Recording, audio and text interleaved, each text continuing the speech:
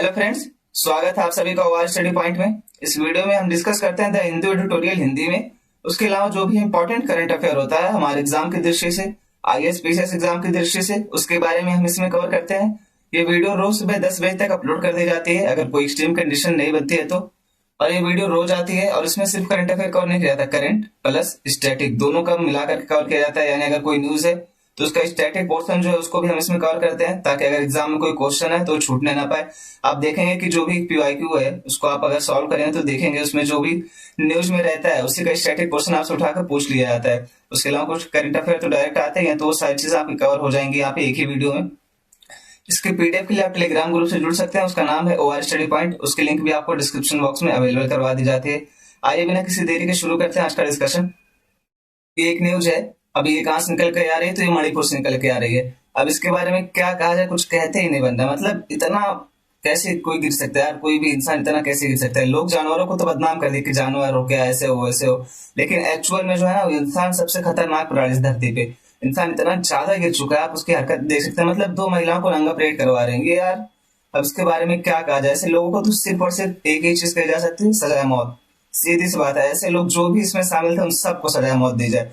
क्योंकि यार आप देखेंगे हमारे यहाँ पे महिलाओं को देवी का दर्जा दिया जाता है। और आप यहाँ पे एक और चीज देखिए, यहाँ पे इंडिया के साथ यहाँ पे आप देखेंगे ट्विटर पे ट्रेंड कर रहा है #1 ट्रेंडिंग, उसके साथ इंडिया का नाम भी जुड़ा हुआ है। और यहाँ पे एक और वाहियात चीज देखिए, यूरोपियन यूनियन वाले इसको अपने यहाँ पे ले जा रहे थे डिस्कस करने कि इंडिया में क्या चल रहा है। मतलब जब यूएसए में ब्लैक आदमी के ऊपर जान चली गई उनकी, उसके ऊपर पैर रखा गया, तब वहां पे आप लोग डिस्कस करने नहीं गए। पूरी दुनिया में मुद्दा बना तब आप लोगों ने डिस्कस नहीं किया।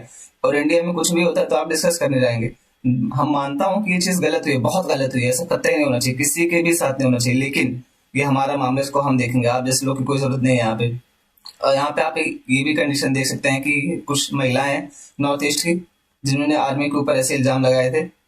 आप यहाँ पे यार बताइए, मतलब आप लोग खुद कमेंट करके बताइए कि ऐसे लोग के लिए क्या सजा हो सकती है। अगर देखिए कभी भी कहीं युद्ध होता है, कोई बवाल होता है, कोई झगड़ा होता है, बंटवारा होता है, कुछ भी होता है ना, उसका सबसे ज्यादा जिसको झेलना पड़ता है वो महिलाएं ही होती हैं।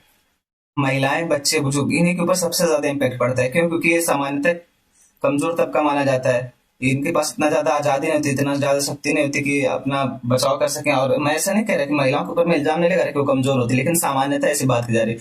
यहाँ पे इतनी खराब कंडीशन बनी है, ऐसे लोगों ने सिर्फ और सिर्फ सीधा फांसी, कोई सुनवाई ही नहीं।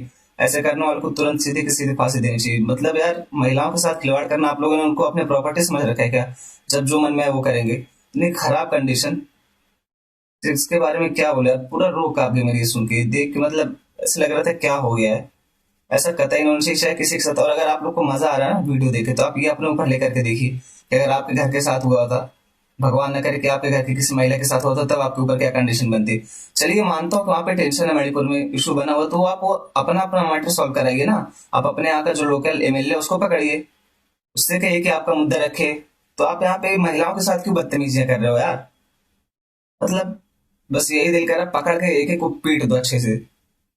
सीधी सी बात है। ऐसे आप लोग अब ट्विटर पे आप लोग को ट्रेंड चलाना चाहिए कि #इन लोग को सजा दी जाएगी, चाहे जो हो, चाहे जिस समुदाय के हो, चाहे ना। और एक चीज आप लोग की भी गलती होती है कि इन लोग का मन ऐसे नहीं बढ़ा है, ये जो बदतमीजी कर रहे हैं ना, इन लोग का मन ऐसे नहीं बढ़ा है। इसमें हम लोग का भी बहुत बड़ा हाथ है। कैसे? हम लोग क्या करेंगे, ये कौन है, हाँ तो ये दलित समुदाय की बेटी है, या दलित लड़की है, दलित स्त्री है, ये मुस्लिम है, ये हिंदू है, ये ब्राह्मण है। मतलब इस तरीके की घटिया सोच लेकर के चलते हैं आप लोग, तो ये सब होगा ही होगा। अरे यार पहले अपनी सोच बदलो। वो स्त्री है, चाहे वो मुस्लिम हो, दलित हो, ब्राह्मण हो, कोई भी हो, वो स्त्री है, बस इतना जानिए। वो महिला, उसके साथ गलत हुआ है, वो किसी भी समुदाय की, चाहे जनजाति हो, चाहे दलित हो, चाहे जो मन हो। अपनी सोच बदलिए पहले। आइए डिस्कस करते हैं आज का इंपॉर्टेंट आर्टिकल। ये है इंडस ट्रीटी के बारे में। यहाँ पे क्या बात की जा रही है, अभी ये जो सिंधु जल समझौता था 1960 का, उसमें भारत ने पाकिस्तान को नोटिस भेजा कि इसमें संशोधन करने का टाइम आ गया, यानी अब इसको समय के साथ बदलना चाहिए, इसमें सुधार करना चाहिए। अब आप समझ सकते हैं, अगर भारत ने भेजा है तो फिर पाकिस्तान को मिर्च लगेगी ही लगेगी। मतलब अगर हम लोग अच्छा काम भी करें ना, तब इनको बुरा लगना ही लगना है। हम कुछ भी कह रहे हैं, अच्छा भी करेंगे, तभी ये लोग गलत ही समझते हैं। तो यहाँ पे भारत ने भेजा है। आप यहाँ पे देख सकते जयशंकर साहब है, हालांकि ये बहुत अच्छे से विदेश नीति लेकर के चल रहे हैं। सारे देश हमारे मुंह जो रहे हैं, चाहे वो अमेरिका हुआ, रसिया हुआ, चाइना हुआ, सबको लग रहा है कि यहाँ इंडिया अच्छी लेवल प्ले कर चल रहा है। ये बहुत अच्छी विदेश नीति लेकर। देखिए मैं किसी पर्टिकुलर पार्टी की यहाँ पे तारीफ नहीं कर रहा, पर हाँ जो इंसान अच्छा काम कर रहा है उसकी तारीफ तो आपको करनी चाहिए ना। और ये हमारे विदेश मंत्री हैं, ये बहुत अच्छा काम कर रहे हैं।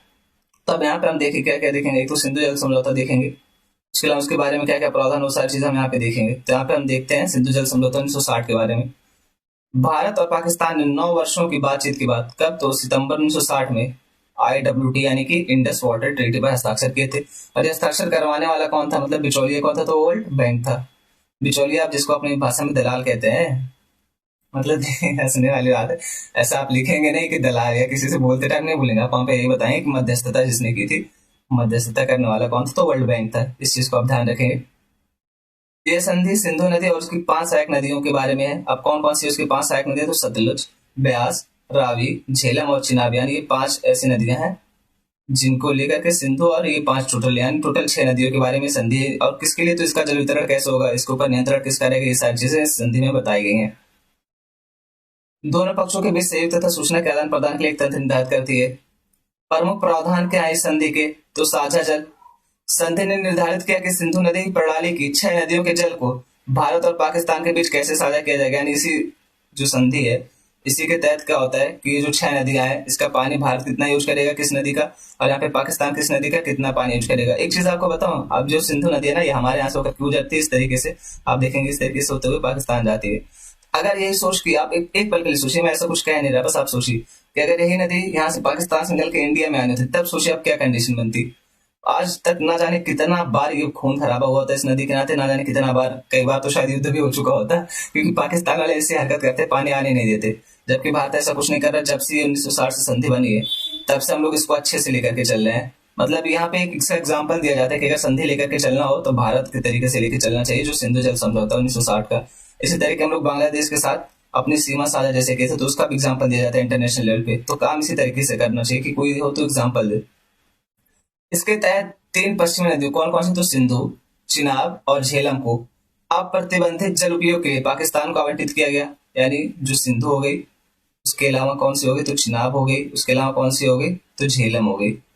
इसको कौन यूज करेगा, इसको पाकिस्तान यूज करेगा। भारत द्वारा कुछ गैर उपभोग कृषि एवं घरेलू उपयोगों को छोड़कर अन्य 3 पूर्वी नदियों, कौन कौन सी, तो रावी, ब्यास एवं सतलुज, रावी, ब्यास एवं सतलुज, इसको कौन यूज करेगा, तो इसको भारत यूज करेगा। और इन तीनों को कौन यूज करेगा, सिंधु, चिनाब, झेलम, किसको, पाकिस्तान यूज करेगा। ये संधि के तहत प्रावधान है। कौन सी संधि, तो सिंधु जल समझौता 1960 के तहत ये प्रावधान किया गया। इसका मतलब है कि जल का 80% हिस्सा पाकिस्तान में चला गया, जबकि शेष 20% जल भारत के उपयोग के लिए छोड़ दिया गया। यानी अगर आप देखें ओवरऑल तो कितना जा रहा है, पाकिस्तान में 80% जा रहा है, जबकि हमारे पास कितना सिर्फ 20%।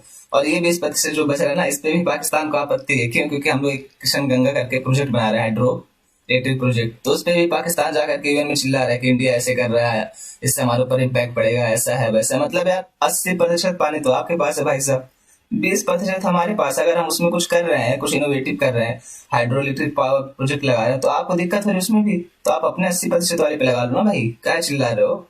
अस्थायी सिंधु आयोग, इसके लिए दोनों देशों, अब यहाँ पे जानते हैं ना, अस्थायी सिंधु आयोग जो है, इसका भी प्रावधान किया गया है इंडस वाटर ट्रीटी में। ये ऐसे नहीं कैसे लिख देगा, तो इसको आप ध्यान में रखेंगे कि इंडस वाटर ट्रीटी के तहत ही बात की जा रही है, जो भी बात की जा रही है।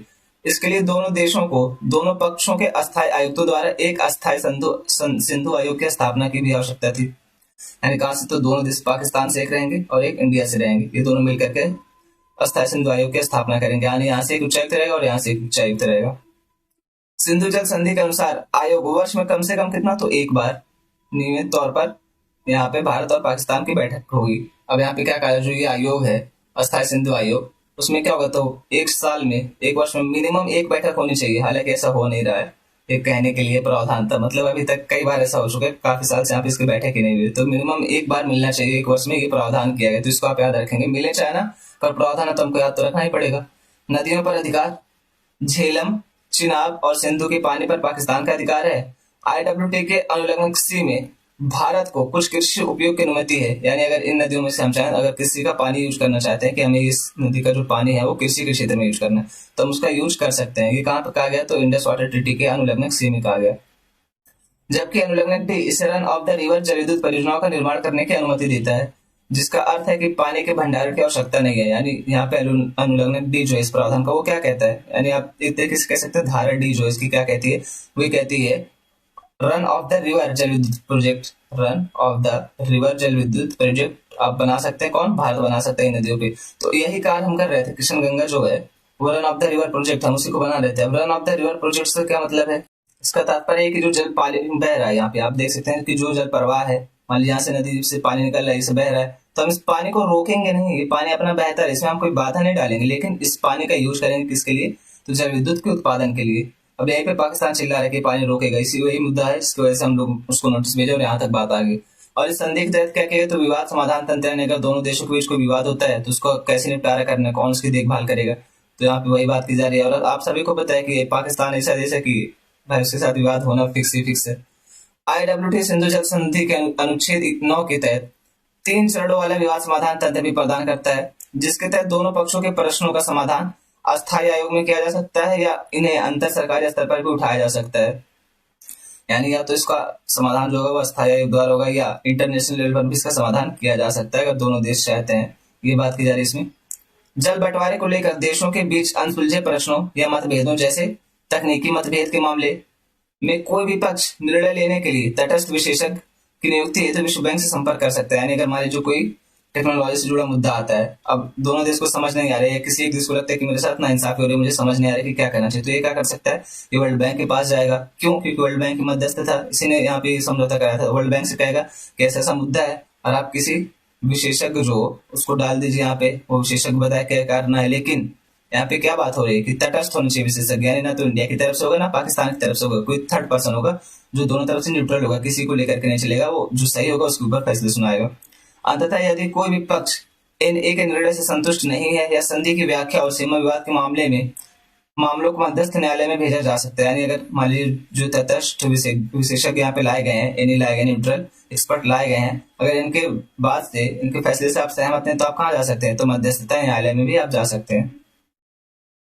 यहाँ पे आप देख सकते हैं कि उसको ऐसे एक PPT में पूरा आपको समझा दिया गया। यहाँ पे इंडस नदी देख सकते हैं, उसके अलावा झेलम, चिनाब, रवि, ब्यास, सतलुज, ये सारी नदियां आपको दिखाई गई यहाँ पे।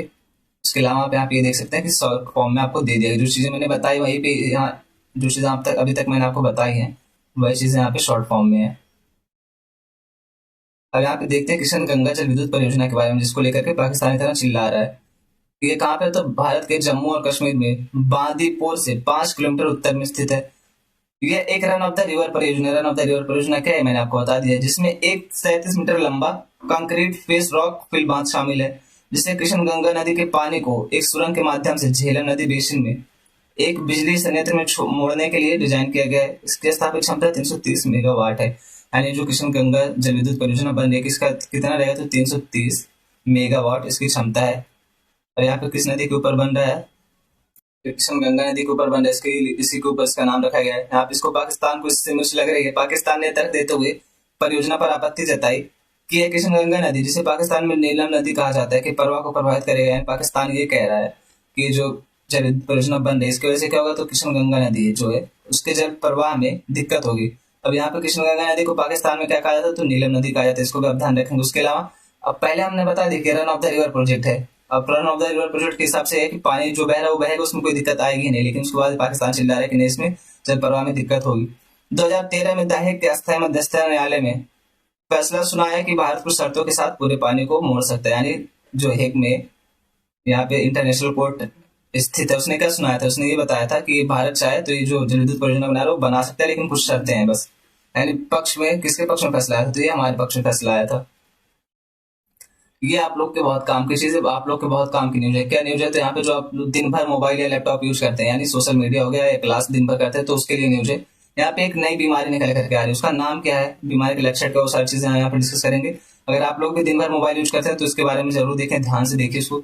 यहाँ पे आप देख सकते हैं कि मोबाइल यूज करने से यहाँ पे आपके गर्दन में नेक पेन होने लगता है, तो उसी की बात की जा रही है यहाँ पे।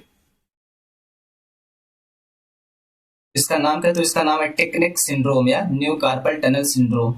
ये जो नया प्रॉब्लम निकल कर आ रही है मोबाइल और लैपटॉप यूज करने की वजह से, आप फील कर पा रहे होंगे इस चीज को कि जब भी आप मोबाइल फोन यूज करते हैं, उसके अलावा आप लैपटॉप यूज करते हैं, तो क्या होता है, तो आपको सर से झुका के रखना पड़ता है। उसकी वजह से क्या होता है, तो सर दर्द होने लगता है, गर्दन दर्द होने लगती है, सारी समस्या निकल के आते हैं। तो उसी के बारे में बात की जा रही है। न्यूयॉर्क स्थित डॉक्टर ने कहा कि स्मार्टफोन और लैपटॉप जैसे तकनीकी उपकरणों ने टेक्निक क्यों कहा जा रहा है? क्योंकि टेक्नोलॉजी से जुड़ा हुआ है। टेक्निक सॉरी टेक का टेक्नोलॉजी हो गया, और यहाँ पे टेक्नोलॉजी से क्या, मोबाइल फोन हो गया, लैपटॉप हो गया, टेबलेट हो गया, उसकी बात की जा रही है। नामक एक नई शारीरिक स्थिति को जन्म दिया है। यह सर्वाइकल स्पाइनल डिजनरेशन की शुरुआत को संदर्भित करता है, यानी जो सर्वाइकल पेन होता है ना, उसकी शुरुआत है ये।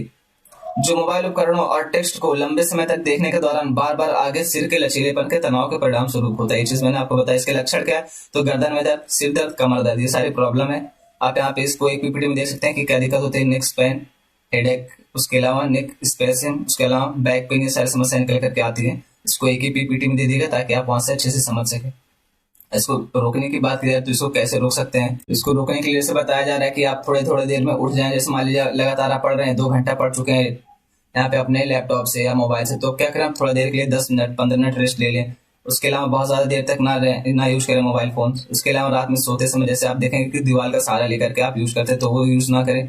इस तरीके से बहुत सारी समस्याओं से बचें। उसके अलावा आप उठ उठ के थोड़ी देर में 1-1 घंटा में अपने मुंह को धुलते रहें। आप आंख पे पानी मारते ताकि आपकी आंख भी सेफ रहे। ये सारी बातें यहाँ पे की जा रही है। ये आर्टिकल है वैवाहिक बलात्कार के बारे में, यानी मैरिटल रेप जो होता है उसके बारे में बात की जा रही है। तो यहाँ पे इससे जुड़े सारे मुद्दे हम देखेंगे, सारे पक्ष को हम लोग कवर करेंगे। यहाँ पे हुआ क्या है, तो अभी जो मंजिमा भट्टाचार्य जी जो है, इन्होंने क्या करा है, तो इसके बारे में एक नोट लिखा है कि a law on and marital rape but it's needed all the same, यानी इन्होंने ये कहा कि जो कानून है वो इसको समाप्त नहीं करेगा, लेकिन फिर भी इसकी आवश्यकता है। तो अब यहाँ पे मैरिटल रेप का ये बहुत चर्चित मुद्दा है। देखिए इस तरीके के कोई मुद्दे आते हैं ना, तो आप उसको A4 साइज पे पेपर बना लीजिए एक दफा। उसके बाद यहाँ पे उसके सारे पक्षों को कवर कर लीजिए, पक्ष विपक्ष, उससे जुड़े संवैधानिक प्रावधान, उससे जुड़े न्यायालय का मत, उसके अलावा सरकार का मत, ये सारे मुद्दे आप यहाँ पे कवर कर लीजिए। उसके बाद इसको हटा दीजिए। उसके बाद आप जब भी इसको न्यूज में तो आप चाहेंगे और करके आप इसको रिवीजन कर सकते हो। तो हम यहाँ पे देखेंगे इसके बारे में पूरा। यहाँ पे बात करें जब कानून द्वारा बलात्कार की अनुमति हो। अब यहाँ पे कानून द्वारा बलात्कार की अनुमति से क्या मतलब, जो भी हमारे यहाँ पे आईपीसी चल रहा है उसके अंतर्गत कुछ ऐसे प्रावधान अभी आप आगे इसको देखेंगे कि जिसकी वजह से बात कही जा रही है। भारत में पहले कुछ यहाँ पे हम डेटा देखते हैं कि इसकी आवश्यकता क्यों है, वैवाहिक बलात्कार के कानून की आवश्यकता क्यों, उसके रिलेटेड हम कुछ डेटा देखेंगे। भारत में 15 से 49 वर्ष की आयु की 2/3 महिलाओं, यानी उनसे भी अधिक जो महिलाएं हैं, उनको सामाजिक आर्थिक स्थिति की परवाह किए बिना या तो पीटा जाता है या यौन संबंध बनाने के लिए मजबूर किया जाता है। कौन कह रहा है? ये कह रहे हैं संयुक्त राष्ट्र जनसंख्या कोष। यानी यहाँ पे आप देख सकते हैं कि 15 से 49 आयु वर्ग की जो महिलाएं हैं, उनमें से 2/3 से भी अधिक ऐसी होती हैं जिनको या तो बिना किसी भी डर के पीटा जाता है या तो उनके साथ यौन संबंध बनाने के लिए उनको मजबूर किया जाता है। अगर मतलब आप देखेंगे कि उनका मन नहीं है फिर भी आपको करना है, क्यों? आप बोलेंगे मैं पति हूँ, मेरा पूरा हक है, ये है वो, तो इस तरीके से मुद्दे सामने आते हैं। 5 में से 1 पुरुष ने अपनी पत्नी या साथी को यौन संबंध बनाने के लिए मजबूर किया है।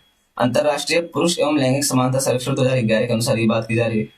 दुनिया भर में 104 से अधिक देशों ने वैवाहिक बलात्कार को अपराध घोषित कर दिया है।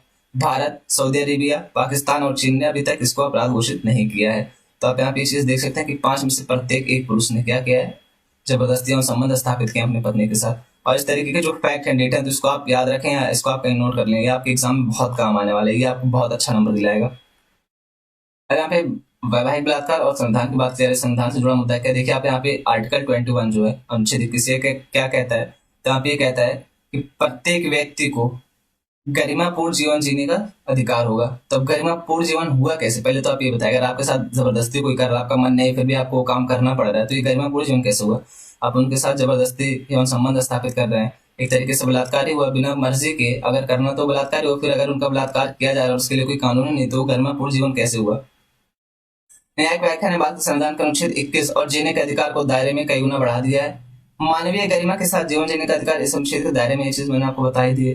वैवाहिक बलात्कार स्पष्ट रूप से एक महिला के सम्मान के साथ जीने के अधिकार को उल्लंघन करता है। जाहिर सी बात है कि इस तरीके से 21 का यहाँ पे उल्लंघन हो ही रहा है, यानी महिलाओं के साथ भेदभाव भी हो रहा है। यहाँ पे सिर्फ 21 का नहीं, 15 का भी, अनुच्छेद 15 का भी उल्लंघन हो रहा है इस तरीके से अगर आप देखेंगे। क्योंकि अनुच्छेद 15 क्या कहते हैं, धर्म, जाति, लिंग, वंश, जन्म स्थान आदि के आधार पर यहाँ पे भेदभाव नहीं किया जाएगा। तो यहाँ पे ये मुद्दा भी सामने आ रहा है, महिलाओं के साथ भेदभाव हो ही रहा है सिर्फ इसलिए क्योंकि वो महिला है। तो यहाँ पे आप देख सकते हैं इस आशय से यह प्रस्तुत किया गया कि भारतीय दंड संहिता 1860 की धारा 375 के तहत प्रदान किया गया अपवाद संविधान के अनुच्छेद 21 का उल्लंघन है। अब यहाँ पे आईपीसी जो है, इंडियन पिनल कोड, भारतीय दंड संहिता 1860 की, इसमें 2 ऐसे अपवाद हैं, इसको भी अभी हम देखेंगे आगे। और इसमें कई बात ऐसी कही गई तो इसके बारे में हम भी आगे देखेंगे। ये बता रहा है इसके तहत जो आपको छूट दी गई है वो क्या करता है, तो महिलाओं के साथ भेदभाव करता है और अनुच्छेद 21 जो है उनका उल्लंघन करता है। यहाँ पे समानता के अधिकार की बात की जा रही है। भारतीय दंड संहिता 1860 की धारा 375 के तहत अपवाद अब पत्नी के साथ भेदभाव करता है जब बलात्कार से सुरक्षा की बात आती है। यहाँ पे आप देखेंगे मौलिक अधिकार का भी मुद्दा आता है। आप कौन कौन से मौलिक अधिकार दिए गए, तो समानता का अधिकार 14 से 18, यानी इसका भी उल्लंघन होता है क्योंकि अनुच्छेद 15 का। उसके अलावा स्वतंत्रता का अधिकार 19 से 22, यहाँ पे 21 का आपका होता है। उसके अलावा शोषण के विरुद्ध अधिकार है तो 23 से 24, धार्मिक स्वतंत्रता का अधिकार है तो 25 से 28, सांस्कृतिक एवं शैक्षिक अधिकार 29-30 और संवैधानिक उपचार का अधिकार ये 32। तो इसको आप ध्यान में रखेंगे। इसके अलावा एक और था संपत्ति का अधिकार 31, इसको 44 में संविधान संशोधन के माध्यम से हटा दिया गया। कब की बात है तो 1978, यहाँ पे 978 हो गया। पीडीएफ में इसको सही कर दूंगा, एक कट जाता है कभी कभी लिखो ना तो थोड़ा सा जल्दी जल्दी मेरा ध्यान इधर उधर, जब सारे पीपीटी तैयार करते करते माइंड थोड़ा सा वो हो जाता है, इसकी वजह से कभी कभार दिक्कत होती है। तो यहाँ पे मैं इसको सही कर दूंगा पीडीएफ में, आप उसकी टेंशन मत लीजिए। यहाँ पे इधर रहेगा।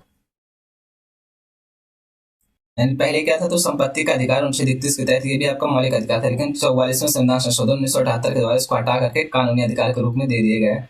इसको आप ध्यान में रखेंगे। अब यहाँ पे ये सारे फैक्ट्स हैं, इसको आप देखेंगे अच्छे से।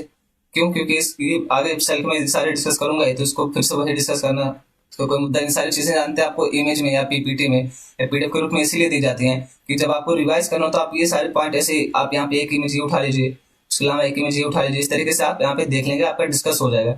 बाकी फैक्ट लिख करके वो जो चीज लिखी हुई तो मैं डिस्कस कर ही रहा हूँ, समझा ही रहा हूँ, तो आप यहाँ पे देख लेंगे, इसको आपका काम हो जाएगा। तो यहाँ से आप लोग पीडीएफ से इसको देख लेंगे अच्छे से कि क्या बात की जा रही है।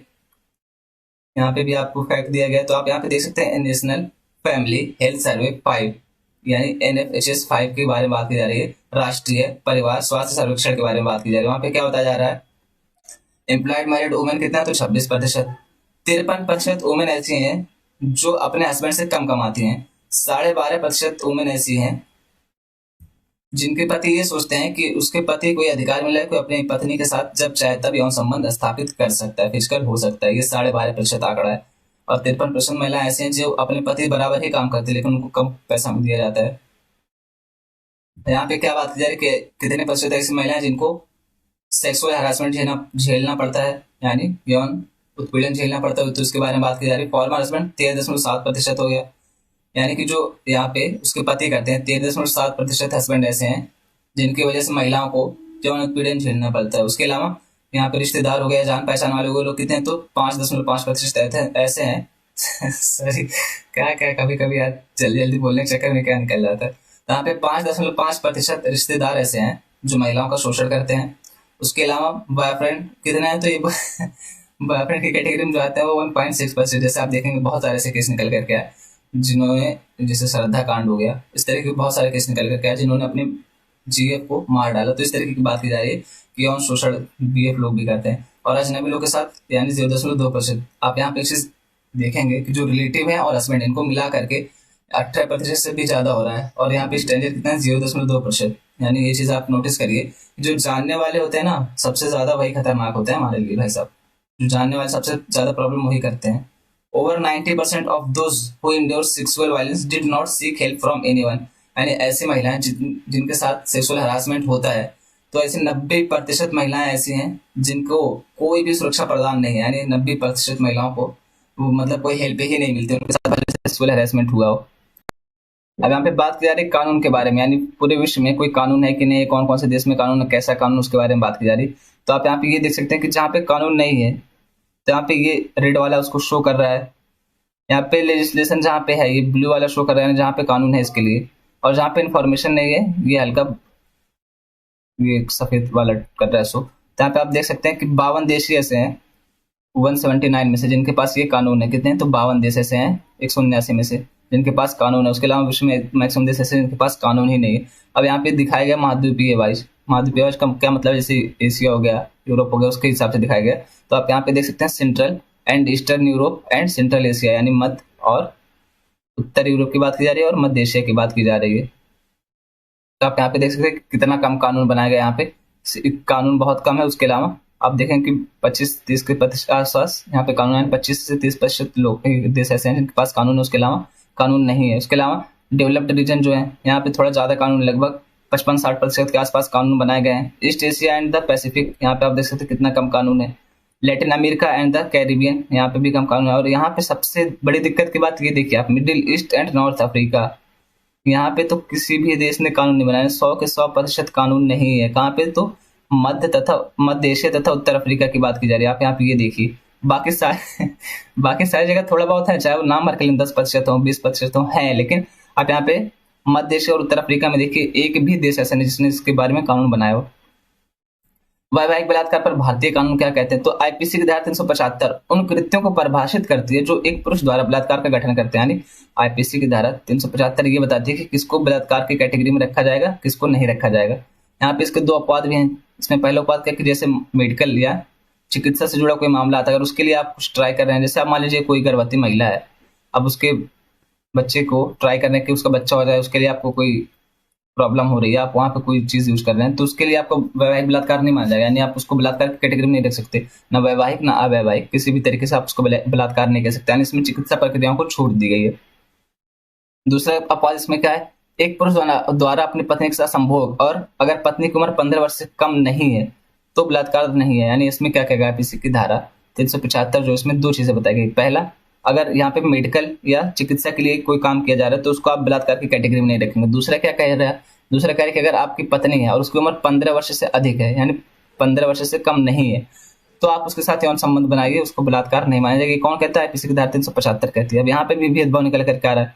भाई 15 साल से ऊपर की जो है वो मतलब वो महिलाएं नहीं है, उनका सम्मान नहीं। जो 15 साल के नीचे के चलिए वो माइनर गर्ल्स हैं, ये बात सही है, उनके साथ दिक्कत और ज्यादा, लेकिन जो 15 साल से ऊपर के वो भी तो महिलाएं हैं, उनके साथ भी तो आत्मसम्मान जुड़ा हुआ है, उनकी भी तो इज्जत जाती है। यार ये क्या बात हुई कि 15 साल के हैं तो कैटेगरी में रखा जाएगा अलग, और 15 साल से ऊपर वाले कैटेगरी में अलग? तो ये चीज गलत है ना, इसको समाप्त करना चाहिए।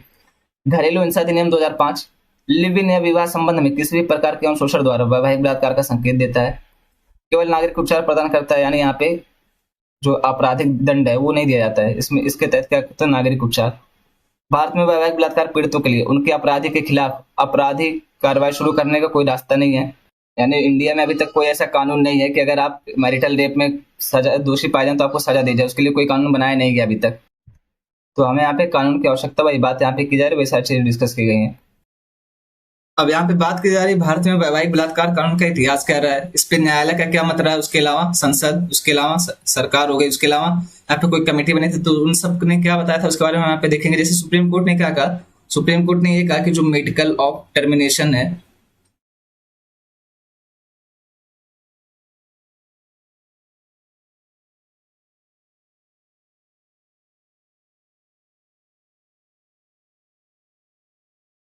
यहाँ पे हम देखेंगे भारत में वैवाहिक बलात्कार कानून का इतिहास क्या रहा है, अभी इसमें सुप्रीम कोर्ट का क्या मत है, उसके अलावा हमारे संसद का क्या मत है, सरकार ने क्या किया इसके बारे में, और जो कमेटियां बनी थी उसने क्या बताया इसके बारे में। तो सारी चीजें हम यहाँ पे देखेंगे। यहाँ पे सुप्रीम कोर्ट ने क्या कहा था? सुप्रीम कोर्ट ने कहा था कि medical termination of pregnancy act जो है उसके तहत यहाँ पे ये नहीं दिखा जाएगा कि वैवाहिक बलात्कार है या नॉर्मल बलात्कार है, किस तरीके से। वहां पे अगर कोई अपना बच्चा टर्मिनेट करना चाहता है, अगर गर्भपात कराना चाहता है तो उसको ये अधिकार होगा। क्योंकि हो सकता है ना कि वो विवाह संबंध तो हो गया लेकिन उसके बाद वो साथ में रहना नहीं पसंद करते, या वहां पे जबरदस्ती संबंध स्थापित किया गया, उसके अलावा फिर उस छोड़ दिया गया हो। अब वहां पे उसकी देखभाल कौन करेगा बच्चे की, उसकी जिम्मेदारी कौन लेगा, पेरेंटल उसको प्यार कहाँ से मिलेगा। तो ये सारी चीजें देखते हुए सुप्रीम कोर्ट ने ये कहा था कि इनको जो है इसको भी इस कैटेगरी में रखा जाना चाहिए, चाहे वैवाहिक बलात्कार हो चाहे अन्य तरीके का, तो उसको भी यहाँ पे गर्भपात कराने का अधिकार होगा। उसके अलावा भारत का विधि आयोग ने क्या कहा था? तो विधि आयोग ने ये कहा था कि अभी इसको लागू करने का समय नहीं आया, इसको अभी कैसे लेकर के चलेंगे इसके बारे में कोई स्पष्ट राय नहीं दी गई थी। उसके अलावा न्यायमूर्ति जस वर्मा समिति जो इसने क्या कहा था? इसने ये कहा था कि यहाँ पे जो मैरिटल रेप है इसको लेकर के कोई ना कोई संशोधन होना चाहिए और इसको अच्छे तरीके से लेकर के काम करना चाहिए। इसके लिए पूरा एक विस्तृत ब्यौरा तैयार करना पड़ेगा, ये बताया था जस्टिस JS वर्मा समिति ने। और ये JS वर्मा समिति कब बनी थी? तो निर्भया कांड के बाद बनी थी। संसद ने क्या कहा था? संसद ने ये कहा था कि इसको हम व्यवहार में लागू नहीं कर सकते, भले से आपको सुनने में अच्छा लग रहा हो, लेकिन ये जो वैवाहिक बलात्कार की बात हम इसको व्यवहार में लागू नहीं कर सकते। क्यों? क्योंकि इसकी पहचान कैसे की जाएगी, और भारत में जो है विवाह को एक पवित्र संस्थान माना जाता है, और यहाँ पे विवाह सिर्फ एक यहाँ पे समझौता नहीं होता, यहाँ पे भारत में विवाह को क्या है तो यहाँ पे एक संस्कार माना जाता है। आप देखें कि 16 संस्कारों की व्यवस्था की गई, तो उसमें से एक संस्कार माना जाता है विवाह को। तो यहाँ पे ये सारी समस्याएं भी निकल करके सामने आती हैं। यहाँ पे बात की जा रही है सरकार की, तो सरकार ने पहले यहाँ पे ये कहा था कि ये चीज होनी चाहिए, मैरिटल रेप जो है उसको बैन करना चाहिए, इसके ऊपर कानून लाना चाहिए। फिर बाद में सरकार ने अपना पक्ष बदल लिया और कहा कि इस तरीके की चीजों को व्यवहार में लागू नहीं किया जा सकता। ऐसा क्यों किया सरकार ने? उसके ऊपर भी दबाव था, क्योंकि आप सभी को पता है सोसाइटी का दबाव बहुत ज्यादा होता है। और यहाँ पे सोसाइटी जैसे आप मान लीजिए अगर इसको हम कानूनी रूप दे भी दें, उसके लिए सजा दे भी दें, लेकिन उसको लागू कैसे करेंगे? मतलब ये इतना प्राइवेसी का मामला, आप उसको पहचान कैसे करेंगे किसी के साथ हुआ है कि नहीं हुआ? हो सकता है कि उसको फंसाने के लिए किया जा रहा हो। ऐसे कई बार से सामने निकल के आते हैं केस जिसमें दहेज के मामले में जबरदस्ती फंसा दिया जाता है। तो इस तरीके से मुद्दा कैसे आप देखेंगे? और यहाँ पे ये बताया कि इसके पक्ष में क्या क्या तर्क दिए गए हैं कि अगर इसको अपराधीकरण करना है, इसके लिए कानून बनाना है, सजा देनी, तो उसके पक्ष में क्या क्या तर्क है। शादी को पति के लिए अपनी पत्नी के साथ जबरन बलात्कार करने के लाइसेंस के रूप में नहीं देखा जाना चाहिए। यानी यहाँ पे ये बताया जा रहा है कि अगर शादी हो गई, यहाँ पे ये बताया जा रहा है कि अगर आपकी शादी हो भी गई तो इसका ये मतलब नहीं कि आपको लाइसेंस दे दिया गया, जब आपका दिल करे तब आप उसके साथ यौन संबंध स्थापित कर सकें। ये सारी चीजें यहाँ पे बताई जा रही है। पहला तर्क है गुप्तता का सिद्धांत, यानी यहाँ पे प्राइवेसी की बात की जा रही है। आईपीसी के बलात्कार की परिभाषा के लिए वैवाहिक अपवाद को विक्टोरियन पितृसत्तात्मक मानदंडों के आधार पर तैयार किया गया था। यानी यहाँ पे ये बताया जा रहा है कि जो पितृसत्तात्मक समाज है उसके आधार पर आईपीसी की धारा 375 तैयार की गई थी, जिसमें ये चीज छोड़ दी गई थी। तो यहाँ पे अब इसको बदलने का समय आ गया है, ये बात बताई जा रही है। उसके अलावा महिलाओं के मूल अधिकारों के खिलाफ भारतीय महिला अनुच्छेद 14 के तहत समान व्यवहार के पात्र हैं। यानी यहाँ पे 14, 15 और 21 इन तीनों अनुच्छेदों का यहाँ पे उल्लंघन हो रहा है। शारीरिक अखंडता अनुच्छेद 21 के लिए आंतरिक है। तो यहाँ पे ये चीज मैंने आपको पहले डिस्कस कर दी कि अनुच्छेद 21 के क्या मुद्दा है। यहाँ पे निर्भया गैंगरेप मामले में गठित जस्टिस वर्मा समिति और 2013 में महिलाओं के खिलाफ भेदभाव के उन्मूलन पर संयुक्त राष्ट्र समिति ने सिफारिश की थी कि भारत सरकार को वैवाहिक बलात्कार का प्राधिकरण करना चाहिए। यानी पे जस्टिस JS वर्मा समिति, उसके अलावा यहाँ पे महिलाओं के खिलाफ भेदभाव के उन्मूलन पर संयुक्त राष्ट्र समिति, ये दोनों समिति ने क्या सुझाव दिया था कि भारत में वैवाहिक बलात्कार को कानूनी रूप देना चाहिए या इसके अपराधीकरण करना चाहिए। सारी चीजें बताई गई थी। बलात्कारी की पहचान और उत्तरजीवी की उम्र के बावजूद बलात्कार है। यानी वैवाहिक बलात्कार हो चाहे वो जो मन वो हो, यहाँ पे बलात्कार है, ये गलत है तो गलत है, इसके लिए सजा होनी ही चाहिए। बात की जा रही है यहाँ पे। तो आप यहाँ पे ये चीज नोटिस कर सकते हैं कि जस्टिस वर्मा समिति थी, उसके अलावा यहाँ पे महिलाओं के खिलाफ भेदभाव के उन्मूलन पर संयुक्त राष्ट्र समिति, इन दोनों ने भी दिया था। यहाँ पे पक्ष में तर्क तो देना ही पड़ेगा ना, और विपक्ष में तर्क क्या हो, तो यहाँ पे सरकार का तर्क जैसे वो चीज बात यहाँ पे बताई जाएगी। यहाँ पे भारत में क्या होता है, विवाह को एक पवित्र संस्थान माना जाता है, एक संस्कार माना जाता है। उसके अलावा इसकी पहचान करना कठिन होगा। उसके अलावा यहाँ प्राइवेसी से जुड़ा मुद्दा है, और फिर यहाँ पे जन आक्रोश भड़कने की संभावना है। यहाँ पे जो विवाह का संस्था है उसके बिखर जाने की संभावना है। ये सारे विपक्ष में भी तर्क हैं। वैवाहिक बलात्कार, यहाँ पे वैश्विक परिदृश्य क्या है, तो यूएन यानी यूनाइटेड नेशन, संयुक्त राष्ट्र ने देशों से कानूनी खामियों को बंद करके वैवाहिक बलात्कार को समाप्त करने का आग्रह किया।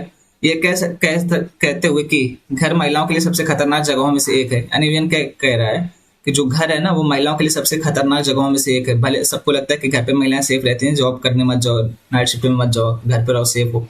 यहाँ पे यूएन क्या बता रहा है कि जो घर है वो महिलाओं के लिए सबसे ज्यादा अनसेफ जगह है, सबसे ज्यादा खतरनाक जगह है। वैवाहिक बलात्कार को अपराध मानने वाले देश कौन कौन से हैं, तो संयुक्त राज्य अमेरिका, इसने क्या किया था, तो 1993 से ही यहाँ पे ये चीजें बैन है। हम लोग अभी तक यहाँ पे डिस्कस ही कर रहे हैं, और यहाँ पे 1993 से ये चीजें बैन है। लेकिन यहाँ पे एक अच्छी चीज ये है कि इसने अपनी स्टेट को, जो 50 स्टेट जो इसके हैं, इसको अलग अलग अधिकार दे दिया है कि आप लोग जैसे चाहें उस कानून को ऐसे बनाए, लेकिन आपको कानून बनाना है। वो होता है ना कि आप न्यू तैयार कर दिए, उसके अलावा अब आपको घर बनाना है, आप यहाँ पे डिसाइड करें किचन कहाँ रहेगा, टॉयलेट बाथरूम कहाँ रहेगी, सारी चीजें। तो यहाँ पे अमेरिका ने क्या किया कि कानून तो रहेगा ही रहेगा आपके पास, अब आप अपने हिसाब से देखिए कि उसको कैसे लेकर के चलना है, कितनी सजा देनी है, कितना क्या कैसे करना है, वो चीजें इसके अलग 50-50 राज्य अपने लेवल पे अलग अलग करेंगे। यूनाइटेड किंगडम, दोषी पाए जाने पर आजीवन कारावास की सजा हो सकती है। उसके अलावा दक्षिण अफ्रीका, तो 1993 से अवैध बताया गया दक्षिण अफ्रीका में। यूनाइटेड किंगडम में यहाँ पे ताउम्र कैद की सजा दी जा सकती है। उसके अलावा वैवाहिक बलात्कार दंडनीय है कहाँ पे, कनाडा में। और यहाँ पे वैवाहिक बलात्कार को अपराध की श्रेणी से बाहर रखने वाले देश कौन कौन से, तो घाना हो गया, भारत हो गया, इंडोनेशिया, जॉर्डन, लेसोथो, उसके अलावा नाइजीरिया, ओमान, सिंगापुर, श्रीलंका और तंजानिया। ये सारे देश ऐसे हैं जिन्होंने अभी तक इसको वैवाहिक बलात्कार को अपराधीकरण नहीं किया, इससे बाहर रखा है। अब हम यहाँ पे देखेंगे कुछ वन लाइनर या फैक्चुअल इन्फॉर्मेशन जो डायरेक्टली आपसे वनडे एग्जाम में या प्रीलिम्स में पूछ लिया जाता है, तो उसके बारे में यहाँ पे डिस्कस करेंगे। अदानी समूह ने भारत की पहली अंतरराष्ट्रीय बिजली परियोजना शुरू की है। किसके साथ? ये यहाँ पे बांग्लादेश के साथ शुरू की है। यहाँ पे इसने उत्पादन कार्य शुरू कर दिया है। सरकार ने बुजुर्गों के सशक्तिकरण के लिए कौन सी योजना लाई, तो अटल वयोअभिवृद्धि योजना प्रारंभ की है। यहाँ पे क्या किया जाता है, जो वृद्ध लोग उनकी सामाजिक सुरक्षा के लिए ये योजना लाई गई है। असम के मुख्यमंत्री ने 3.06 लाख परिवारों के लिए गृह प्रवेश समारोह का उद्घाटन किया। तो यहाँ पे आपसे ये डायरेक्टली पूछ लिया जा सकता है कि गृह प्रवेश समारोह कौन सी सरकार लेकर के आई, कौन से राज्य द्वारा चलाया गया था, तो यहाँ पे असम सरकार द्वारा। गूगल पे द्वारा छोटे मूल्य के लेन देन को बढ़ावा देने के लिए क्या किया गया, तो यूपीआई लाइट लॉन्च किया गया। इसके द्वारा गूगल पे के द्वारा यूपीआई लाइट, ताकि छोटे लेन देन जो है उसको देखा जा सके। घुमंतु हाथी अभ्यास किसके किसके बीच है, तो इंडिया प्लस मंगोलिया के बीच है। उसके अलावा वंद्रोसोवा विंबलडन 2023 महिला विजेता बनी है। अभी ISSF विश्व चैंपियनशिप में शुभम बिस्ला सन्याम ने स्वर्ण पदक जीता है। यहीं तक रखते हैं आज का लेक्चर। बोलने में जो भी गलती हुई सॉरी, उसके आप सबके सपोर्ट के लिए थैंक यू।